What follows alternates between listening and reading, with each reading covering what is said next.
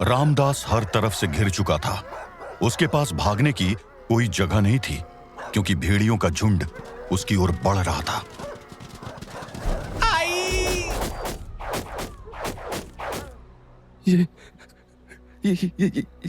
ये क्या हुआ? ये सब कैसे मर गए? डरते हुए कदमों के साथ रामदास एक भेड़िए की ओर बढ़ा। तीर? ये तीर कहां से आया? कौन है? कौन है जिसने मेरी जान बचाई? कमाल है, कोई जवाब नहीं। इन भेड़ियों को किसी ने तो मारा है, मगर वो सामने क्यों नहीं आ रहा है? क्या सोचने लगे रामदास?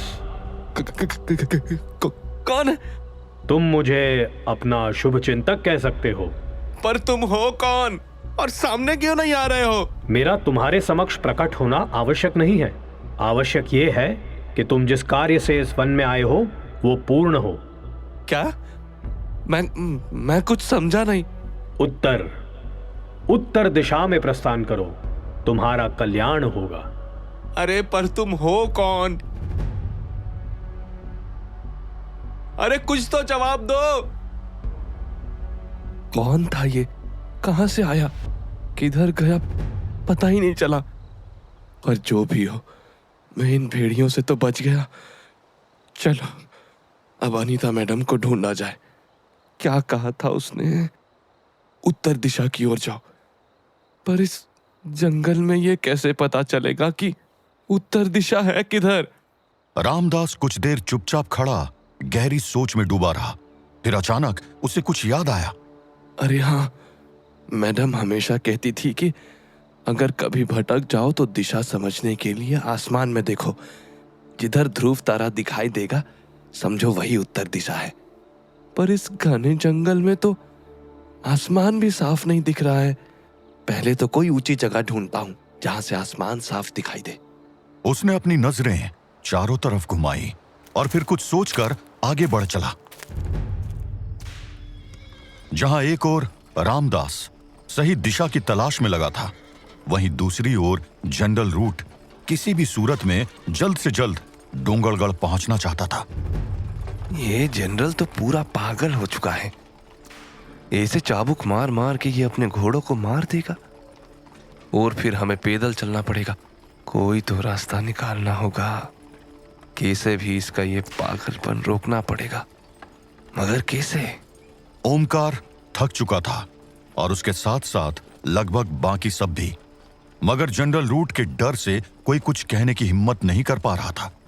पर ओमकार उन सब से अलग था। लोगों को ठगते ठगते वो बहुत शातिर हो चुका था और उसका खुरापाती दिमाग एक योजना बनाने में लगा हुआ था। अगर मैं किसी तरह थोड़ी भगदड़ मचा दूं तो काम बन जाएगा, मगर मेरे को जो भी करना है रात रहते रहते करना होगा, वरना दिन के उजाले में कुछ भी संभव नहीं होगा। सोच ओमकार, सोच। बिना किसी की नजरों में आए ये काम कैसे? कुछ तो मदद करो प्रभु, कुछ तो। Oh God, where did this wind come from?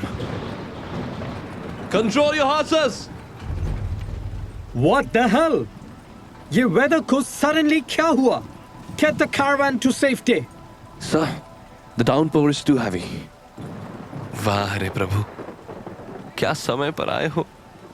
Omkar को जिस मौके की तलाश थी वो उसे मिल गया था।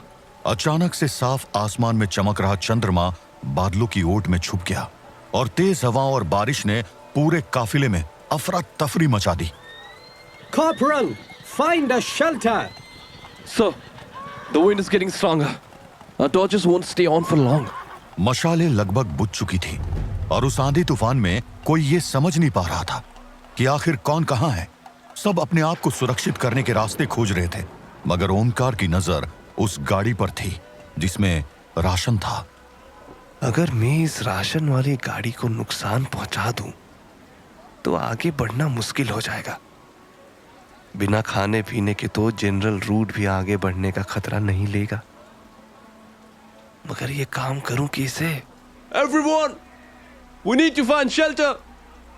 सब लोग पेड़ों की तरफ मूव करो। Get off the road! I cannot see the trees. Oh no. Down, horsey, down. I said down. Omkar ने चारों तरफ देखा। उस तूफान में उसे बस एक हल्की सी रोशनी नजर आ रही थी। वो तो शायद कोई मसाल है। शायद किसी के हाथ से नीचे गिर गई है। ये मेरे काम आ सकती है, लेकिन मेरे को जो करना होगा जल्दी करना होगा, क्योंकि वो मसाल भी किसी वक्त बुझ सकती है। ओमकार उस अफरा तफरी का फायदा उठाकर घोड़े से उतर गया। अब ठीक है, अब मुझे दौड़कर वो मसाल उठानी है और फिर ये रही मसाल। ये तो बेचारे गोरे सैनिक के हाथ में थी। शायद ये घोड़े से गिरा है। मरा तो नहीं है पर बेहोश है। खैर, इसको यहीं पड़े रहने देता हूं। अब मेरे को बस उस राशन वाली गाड़ी के अंदर इस मसाल को फेंकना है, वो भी बिना किसी की नजरों में आए। ओमकार संभल कर उस घोड़ा गाड़ी तक दौड़ के गया जिसमें राशन था। अरे नहीं, ये तो बुझ गई। अब क्या करूं? अब तो इसमें बस थोड़ी सी सुलगती हुई चिंगारियां ही बची है। इससे शायद ही कुछ होगा, पर क्या पता, कभी कभी एक चिंगारी ही काफी होती है जंगल जलाने के लिए। अब दूर हट लेता हूं। उस घोड़ा गाड़ी के अंदर लगभग बुझ चुकी मशाल को फेंककर ओमकार सड़क से उतरकर किनारे खेतों में जा पहुंचा। लगता है वो मसाल पूरी तरह बुझ गई है। अब कुछ और सोचना। ये क्या? ओ तेरी! लगता है मैं धोखे से राशन वाली गाड़ी की जगह असला, गोला और बारूद वाली गाड़ी में आग लगाया। धमाके पर धमाके हो रहे थे और जनरल रूट के पलटन हताशा और आश्चर्य से उस आतिशबाजी को देख रहे थे। दूसरी ओर जंगल में ड्रैकुला किसी जगह पनाह लेने सोच रहा था जहां वो सूरज निकलने पर आराम कर सके। सूरज निकलने में बस अब कुछ ही देर है। हे भगवान, ये कैसी बदबू आ रही है, जैसे कुछ सड़ रहा हो। ये स्टेंच बहुत पावरफुल है। शायद आसपास कोई जानवर मरा पड़ा है। पर ये कुछ ज्यादा ही अजीब सी है। मुझे तो उल्टी आ रही है। मुंह पर कपड़ा बांधो और चुपचाप आगे बढ़ो। हाँ, एक तो वैसे ही भूख लगी है, ऊपर से जो कुछ भी पेट में था वो भी निकल गया। चलो आगे बढ़ा जाए। उस दुर्गंध को सहते हुए दोनों थोड़ा ही आगे बढ़े थे कि उनके आगे एक ऐसा दृश्य आया जिसे देखकर अनीता तो क्या, ड्रैकुला भी हैरान हो गया। हे भगवान, ये क्या है? ये तो कोई हाथी है, मगर इसका ये हाल, ये नेचुरल डेथ तो नहीं लग रही। क्या भेड़ियों ने... अरे तुम उसके पास क्यों जा रहे हो? ओहो, ये तो बिल्कुल पागल है। उनकी आंखों के सामने एक हाथी मरा पड़ा था, या यूं कहें कि किसी ने उसको मार दिया था।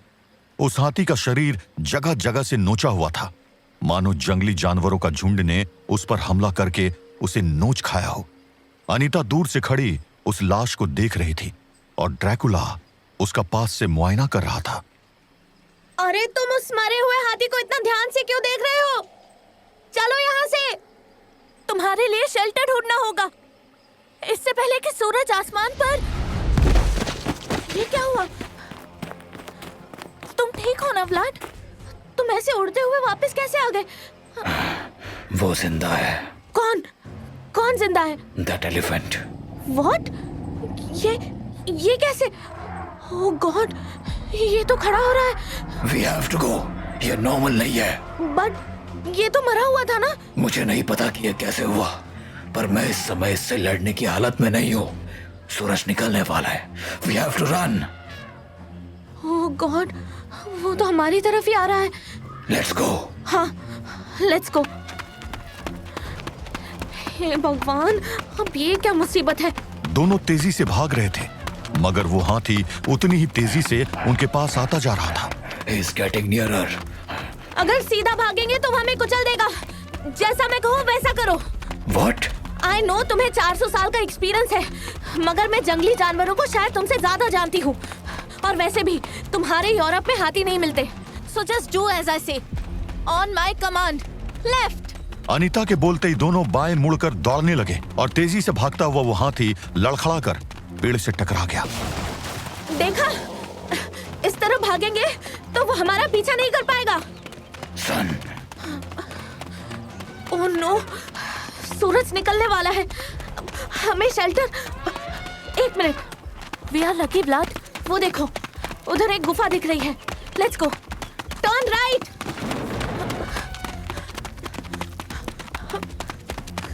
Faster Vlad, faster. हम बस पहुंचने वाले हैं। हे भगवान, वो हाथी हमारी तरफ बहुत तेजी से आ रहा है। दौड़ के हम उस गुफा तक नहीं पहुंच पाएंगे। Vlad, we have to jump. Jump. Yes, जब मैं कहूँ उस केव के अंदर की ओर जंप करना।